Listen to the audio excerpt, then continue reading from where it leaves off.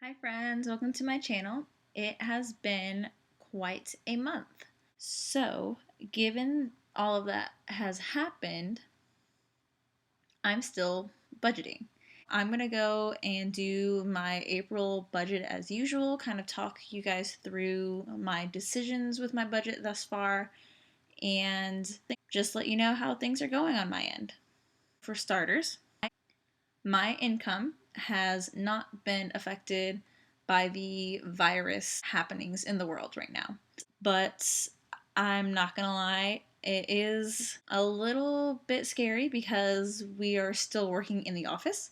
So, since I'm not able to work from home, I'm not able to truly self isolate like what is being recommended, but I'm doing my best to be careful and stay as safe as I possibly can. But yes, so my income has actually not been affected. Even if it were affected, I have an emergency fund saved of about 6 months if I were totally on my own. But it actually would last about 9 months if I was able to still split bills with my boyfriend. And then I also decided that I would use my current house savings funds as a secondary sort of emergency fund if it ever came to that.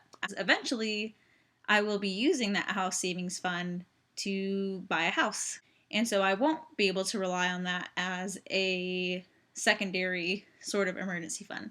So, my goal, once things again kind of go back to whatever the new normal is going to be, is to increase my true emergency fund to 12 months minimum on my own, which again would be a little bit more if I'm able to split bills with my boyfriend. But again, I also don't want to rely on that because while my job in this case has been deemed essential, you never know what could happen to your partner's job in the future. So I want to make sure that I can cover all of the bills on my own if necessary. All of that to say, my April budget is actually not much different than every other budget that has come before. Here you can see my income is projected to be what it normally is for a 4 paycheck month.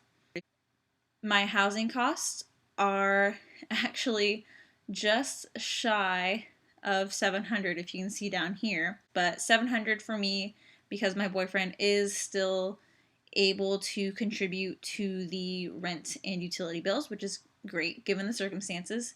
I'm not quite sure on all the details of the potential stimulus check coming out, but in that case, he and I will both have the funds, obviously, for rent at least for the next 2 to 3 months before we have to worry about anything like that.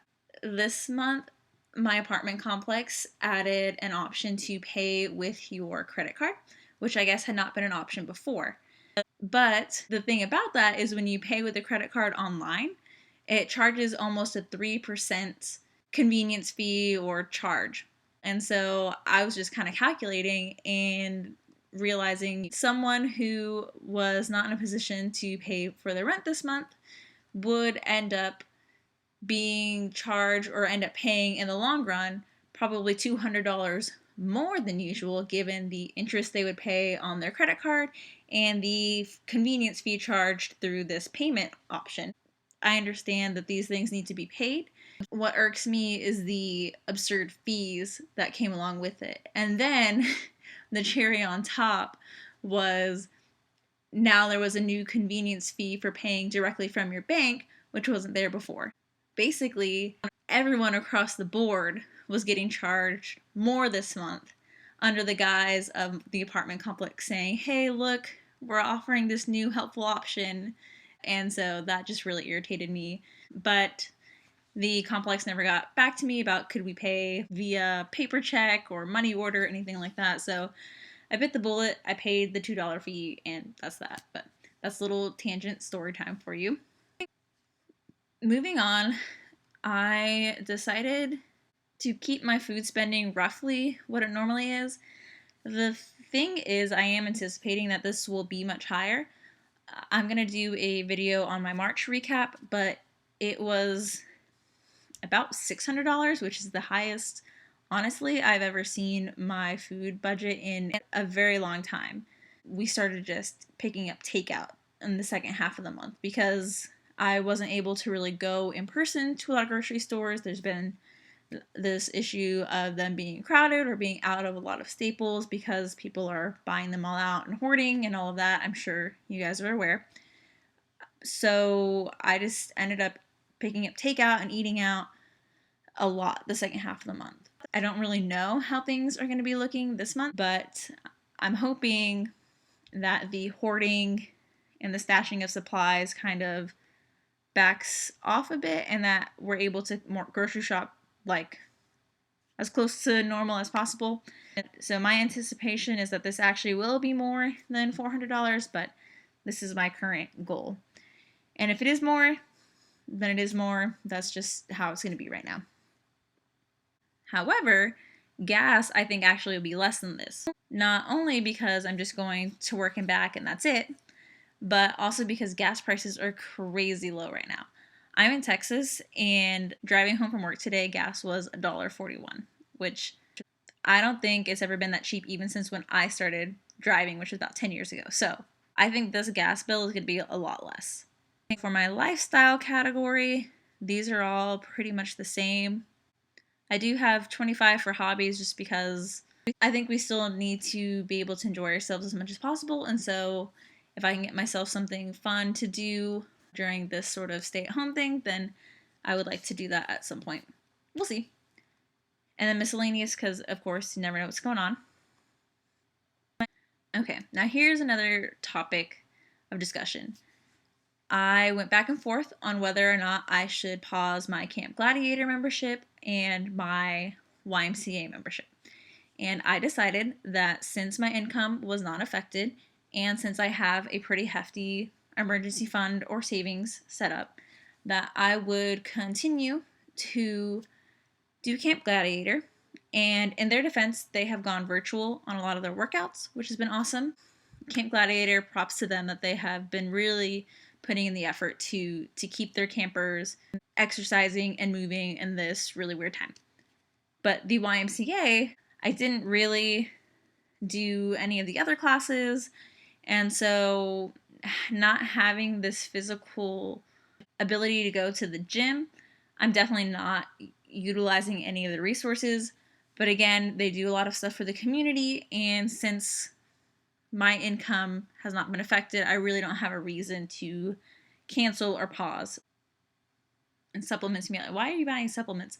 I bought protein powder because, again, I'm not really sure the grocery situation is going to be these next couple of weeks, and so protein powder is an easy meal and it lasts a while.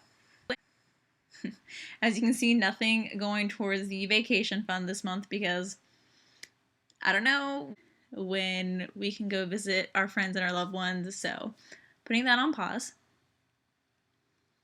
I do have charity and gifts planned. A couple of my family members have birthdays this month, and I would like to get them something or do something with them virtually. And then also it's Easter, and I would like, again, to do something nice even if we can't be together in person. So hopefully that goes well. If you have any ideas, please let me know because I'm brainstorming and it's really hard to figure out what could be fun or cute to do for them.